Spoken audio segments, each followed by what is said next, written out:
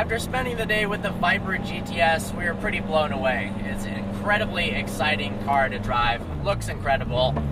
It is a hell of a fast car. Very. But there are some things that we hate about it. Go ahead and tell them. First of all is the reliability.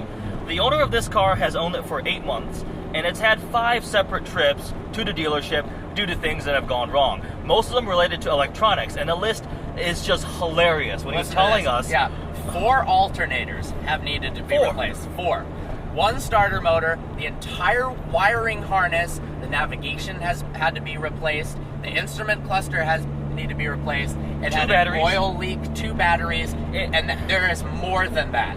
It was so bad to the point where the owner was considering getting rid of the car.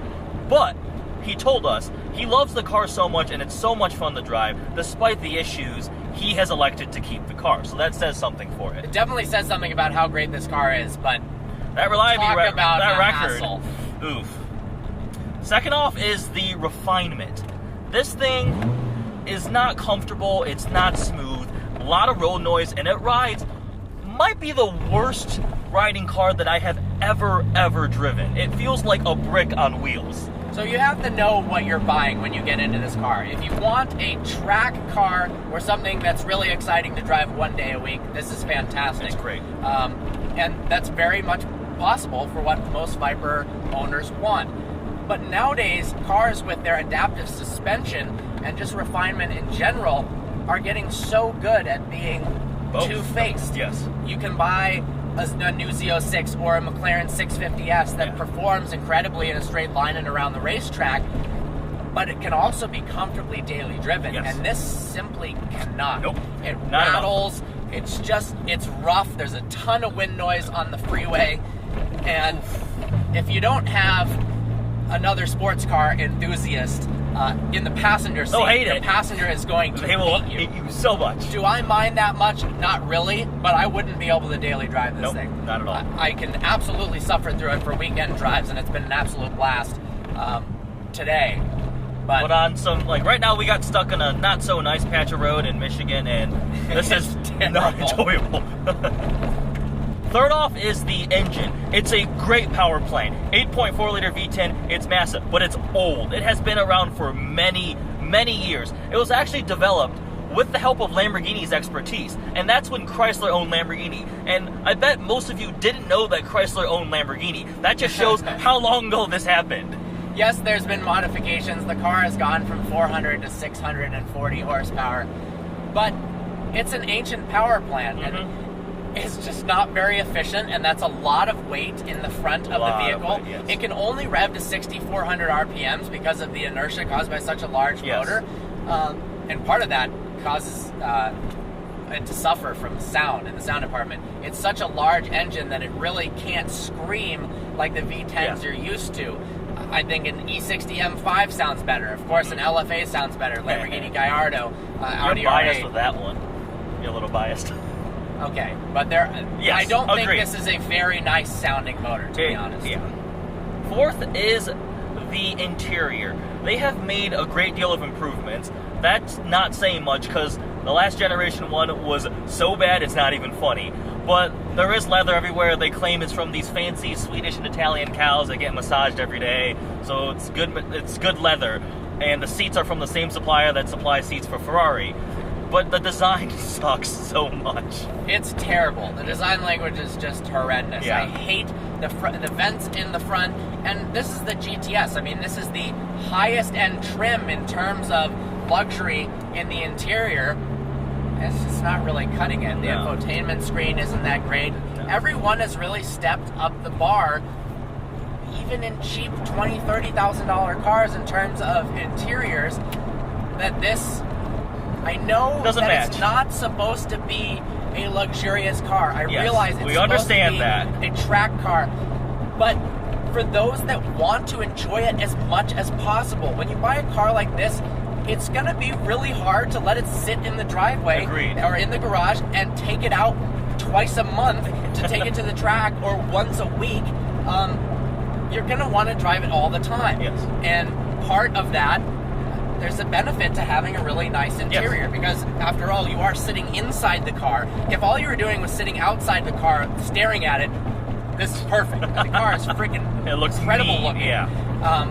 But you spend a lot of time in here, and it's just it's tacky. It's not nice looking. Not up.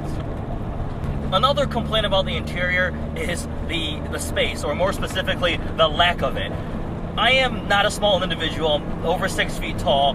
I have long legs, and in order to be able to reach the clutch and fit in the dang car and be able to use the steering wheel, I'm kind of cramped here. It's extremely hard to see out of the windshield. Your blind spots are not spots, they're blind blankets, pretty much. Yeah, the blind spots are horrible. Yeah. Over your left and right shoulder, you have such a massive space where you can't see anything that making turns onto quick intersections is really, really scary. I mean, yes, you could floor it and pray, but in a $100,000 car, I don't know if you I want don't know to if do that's that. the technique. And we're not making unfounded complaints. We've had experience in vehicles of a similar price level and similar performance ability that are just ergonomically far superior. Absolutely. So this is not us just being little babies and whining. These are founded complaints. Yeah, I mean, the Z06, the overall visibility is definitely better. Spent a lot of time in the Z06. The front windshield is like looking out of a tank. Agreed. I mean, it's just this thin little slot. It makes the car look really cool, but in terms of visibility, not good. All right, so the engine. It's an 8.4 liter V10, naturally aspirated. A lot of horsepower. Naturally aspirated is a great thing in terms of throttle response and usually sound, not so much the case with the Viper. But the issue is, it's not moddable.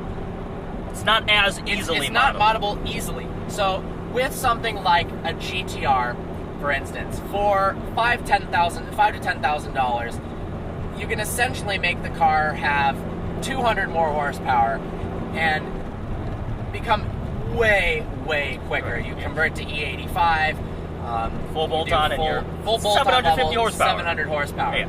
With the Z06, you can do some supercharger upgrades, different pulleys, exhaust, headers, and spend less than $10,000 and add over 100 horsepower. To a naturally aspirated car, doing a tune doesn't do much, a little bit of throttle response, doing an exhaust, it's all very limited before you go to something like a twin turbo setup. Now, people do twin turbo Vipers, it's just way, way more expensive. Indeed. A lot of people get these cars, and at first, a car with 500-600 horsepower feels really, really fast. But after a year and a half of ownership, you do start to get used to it, and people get the urge to want to make their car faster. And unfortunately, with certain cars, there's not an easy way to do that. Yeah. Like my Lamborghini, unfortunately, there's nothing I can do short of, you can say, twin turbo the car, twin turbo Underground the car. racing! Yeah, okay. For $40,000, you can twin turbo it, just destroy reliability. Yeah. The clutches are going to go out. Yeah, it's 40% of the value of the car. The return on investment in terms of tuning and increasing performance on a naturally aspirated car are just much less than a already forced induction vehicle. Do you need it on this car? Absolutely No, not. it's fast. It's stupid fast. It's very but if fast. you wanted to do it, you're really limited. So there you go. There's 5 things that we hate about the Viper GTS. They're out. So we went over railroad tracks, and it absolutely sucks. But I mean, in general, we love this car. It's a really badass vehicle. It's a more exciting alternative to the Z06 that you can't drive on a daily basis. But if you don't need to drive it on a daily basis, then this thing is check one pretty out, awesome. Special thanks to Wasim, who runs the Motor City Rally in Detroit. It's happening on August 3rd through 6th. We're going to be going on it. It's a rally all the way down to Atlanta. We're going to hit up the Tail of the Dragon. Going to be an absolute blast. This car is going to be there. Lamborghinis, Ferraris. Many cool cars. Follow them on Facebook, Motor City Rally. Follow them on Instagram, @Motor City Rally. Thanks so much for watching this. Hope you enjoyed it.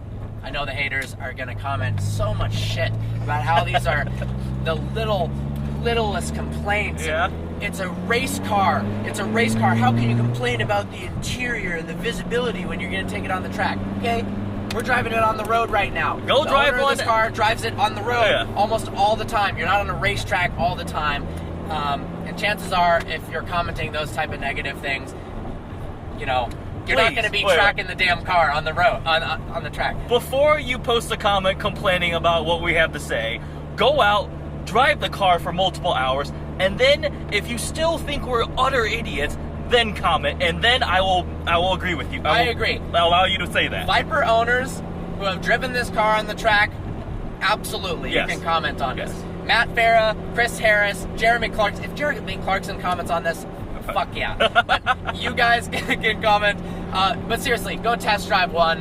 It might be difficult to test drive one from a dealership. They're pretty protective of these things. But you will see that the complaints that you call petty, well, they don't stop you from buying this car. Yes. I would still consider getting one. We're just pointing it out that it's not all a perfect ownership experience. You don't buy these high-end cars and everything is perfect. There are problems with it.